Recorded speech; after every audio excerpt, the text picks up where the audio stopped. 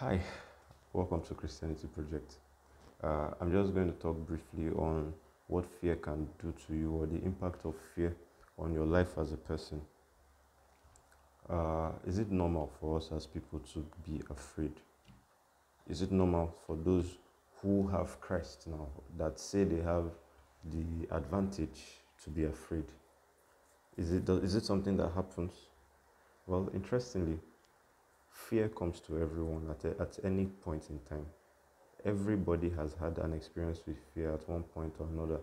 It could have come in the form of that night that you wanted to sleep, but all through your mind kept going to the things that you made, probably the mistakes you made that are going to most likely ruin your life.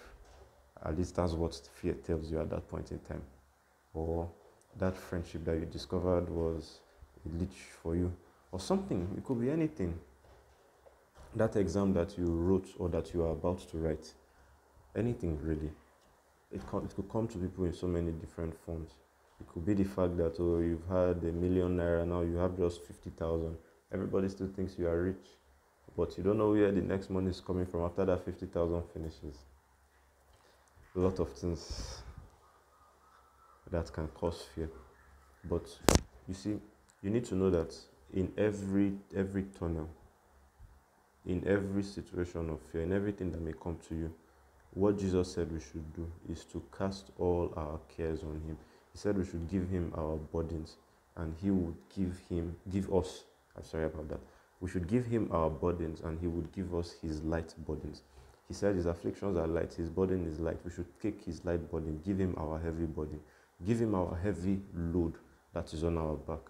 That load on your back, fear doesn't make it better. In fact, a large part of it, or a large portion of that load, comes from the fact that fear is behind you, pushing the load more on you, suppressing you, pressing your neck, choking you. But you see, no matter how fear wants to choke you, no matter how these things may want to come your way, remember that there is a God in heaven. And remember that this God in heaven is all powerful.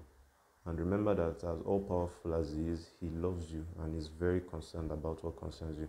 Jesus told us that God knows every single strand of hair on your head. He knows when it falls down. Even if you are bald, he knows when you became like that. He takes note of everything that concerns you. That's the point. He takes note of everything that concerns you. There's nothing about you that skips him or that passes him. He knows your name. He said in the book of Jeremiah that he was speaking to the prophet Jeremiah, but I believe it's applicable to everyone. He said, before you were born, I knew you because I formed you in your mother's womb. So, if this God knows you, sorry about that. If this God knows you before you were born, I have a little issue here. I don't know if I'm going to edit this out, but if I don't, please bear with me. So, he knows you, he loves you, he cares for you, and he wants the best for you. Let that supersede every ounce of fear in your life. Let that overcome fear. Let that overcome pain. Let overcome sickness. Let that overcome whatever it is that keeps you scared. Maybe it's fear of the symptoms that you've been experiencing. No. Remember the love of God. Remember that the joy of the Lord is your strength.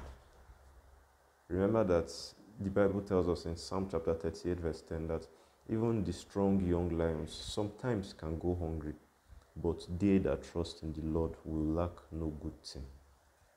So all you have to do is, instead of fear, trust in the Lord. That time you would spend on fear, that time you would spend pondering on your fears, spend that time believing in God.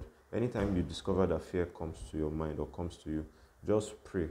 Tell God that you know that this thing seems overwhelming for you, but you know that it is not overwhelming for him. And you know what he can do. You know he is real. And believe me, God is more than willing and more than happy to perform a great miracle in your life. So from this day, anytime you have fear coming in, instead of spending those long nights in fear, spend them talking to God. Spend them praising God. Instead of having those moments where you get shocked, when you realize that you are being afraid, instead, turn your mind at that point in time. Focus on the miraculous that God can give you. Focus on God's blessings. Focus Rather than on the possibility of your fear coming to pass, focus on the possibility of God's intervention in that situation. God bless you.